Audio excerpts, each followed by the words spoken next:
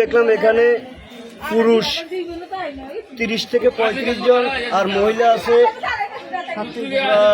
80 থেকে 90 জন। এরা প্রথমে পুরুষের 19 খান টিকিট বিক্রি করছে, দিছে।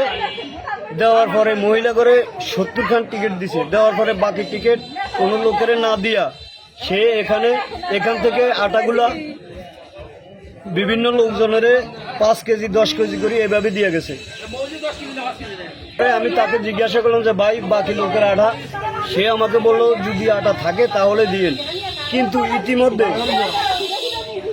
ডিলারে আটাগুলা কাগো মাধ্যমে কিভাবে সরাইছে সেটা আর বলতে পারবো না। 10 কেজি 5 কেজি করে দিয়ে দিছে। আর অনেক মহিলারা এখানে যে আপনি দেখেন সকল মহিলারা দাঁড়ায় রয়েছে, তাদেরকে কোনো আটা দেয়নি।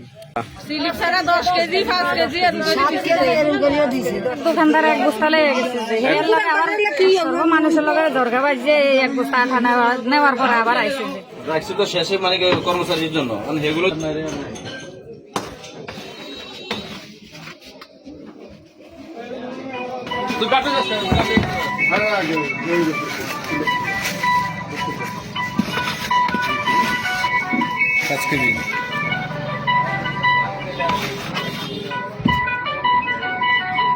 রাখছে মাল কর্মচারী এই মাল আমরা স্লিপ নিয়ে এসে দিতে বাধ্য।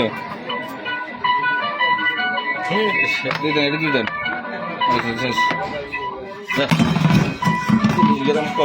এক স্লিপে কয় কেজি দেন? 5 কেজি আড়াই কেজি। তো এই যে 5 কেজি করে মাপ দিয়ে দিতেছেন যে 2 স্লিপের মাল 2 স্লিপের মাল 2 স্লিপের মাল দিছি। 2 স্লিপের মাল একজনের কি 2 স্লিপ নাকি? না, দুইজনের 2 স্লিপ, একজনের 1 স্লিপ। দুইজনের 2 স্লিপ, কথাটা বোঝো নাই?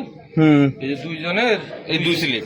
আমি তো কিছুক্ষণ আগে থেকে দেখতে আছি অনেকে এই যে 5 কেজি করে নিতেছে। দুইজনের কথাটা কি আমরা শুনিল? হ্যাঁ বলেন। বলে কি বউ আইয়ে, মা আইয়ে, জি আইয়ে, তারা স্লিপ লইয়া একজনের দিয়া যায়। কথাটা বুঝছিনি? এ হইলো মেন ইয়া।